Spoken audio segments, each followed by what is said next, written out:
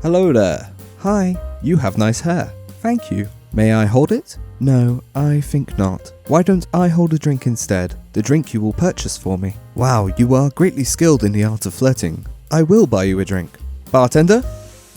And then I will spread my legs and provide you a glorious litter of offspring. How many can you produce? Ooh, at least 7. Make it 11. 8. 10. 6. 12. 4. 11 it is. You drive a hard bargain. Aha, you are funny. Now you know my middle name. My first name is Walter. Julianne. No, I said my name is Walter. Yes, and mine is Julianne. Oh, of course. I thought you funny, but perhaps you're just a fool. A fool for you, Julie. Let's get out of here. Take me to your home. Nobody calls me Julie.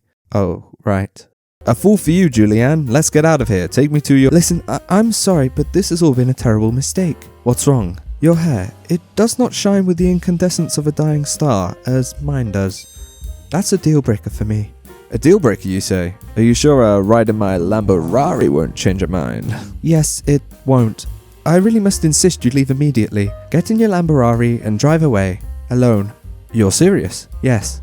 You want me to leave? Yes. On what authority? My authority. I own the bar. Ah, but I own the town. And I own the planet. I am the Lord of the Earth. The Lord of the Earth? Yes. The Lord of the Earth? Yes. But what are you doing here? As I said, I own the bar. You must leave now. But I thought I was doing well. You weren't. I thought we would love each other and have many babies. We won't. Why not? You're a fool with ugly hair. Well, you're mean. And I am prejudiced. The heirs to my throne must have shining locks like mine to maintain their genetic superiority over the lower castes. You do not fit that bill. Goodbye. Are you sure you're not interested in just a casual copulation? Goodbye, Walter. Bye, Julie.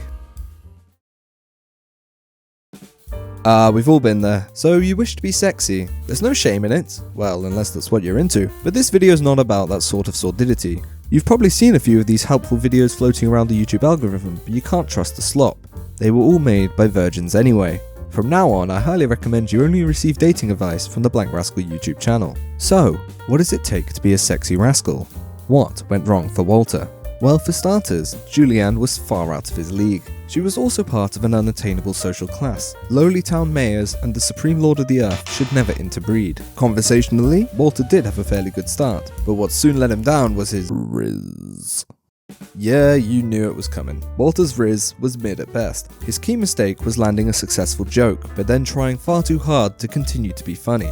If, like Walter, you weren't born with good charisma stats, that's okay. There are workarounds. But the higher your riz level, the more you can slack in other categories. But what is charisma? Is it just an innate state of being for the socially gifted, or is it possible to learn this power? In my moderate experience, yes, charisma can be increased, but it takes a pretty big leap. You're going to have to learn to not despise yourself. Seriously, it shows. Those self-deprecating jokes aren't wooing anyone. Instead, try make jokes at the expense of the person you are wooing. This is the most rudimentary form of flirting.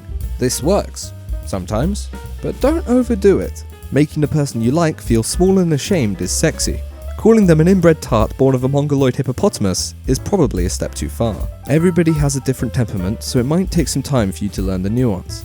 But what if you can't engage in conversation at all? Or if when you do, the person is immediately uninterested in anything you have to say? Well, then you are screwed, and not in the good way. But don't worry, soldier. That's what simulations are for. Through trial and error, your sociopathic skills should develop. Rejection is a part of life and will always be a possibility. But you don't know the odds, so you may as well assume they're in your favour. And you can make this assumption because you've put the correct amount of thought into your image. Walter simply did not look good enough. You must look good. Are you out of shape? Are you going bald? Get in shape. Grow some new hair. It's fucking brutal out there. Get sexier. You are a product, a sexual commodity. Everyone can be polished, everyone can be improved. Some people will make it look effortless. They're born taller, sexier, with bigger genitals than yours. You will have to put in twice the effort for half the sexual attention. Tough shit. What do you think this is? This is the propagation of our species. We are wired to mate with the strong and healthy. Do not be diseased. Or at least attempt to conceal your shortcomings. Peacocking can work, but you need a certain level of arrogance and swagger to pull it off. If you don't have that, that's okay. Just look clean, sharp and casual. A blank slate for people to project their own desires onto. And no wacky facial hair, it's far too divisive. These are just guidelines, do whatever the hell you want. Some people think sideburns are sexy, but most people, at this current point in human history, do not. You really cannot slack on image. Much like a YouTube thumbnail, this is your outward advertisement of your inward persona. It can be totally false, so long as it gets your foot in the door. And do not delude yourself into thinking you can rely solely on personality. Some people can, but you can't. If your personality was enough, you wouldn't still be watching this video. Sorry to be rude. Maybe you can make up for it in intellect. This one is not that important, and actually quite a risky business. Believe it or not, no one fancies a smartass. If you're not that smart, brilliant. Keep doing what you're doing, don't worry your little brain about a thing. But if you are smart, or at least kinda smart, then you must be careful. Smart people tend to talk too much, about things that others aren't necessarily interested in. If you want to ramble, make a YouTube channel. If you want to date, ask engaging questions. People love talking about themselves, keep them talking. Ask question, listen to answer thoroughly, say something that builds upon answer. If all goes well, they should ask a counter question on a related vein of thought. And if they don't answer your question in much depth, you asked a bad question.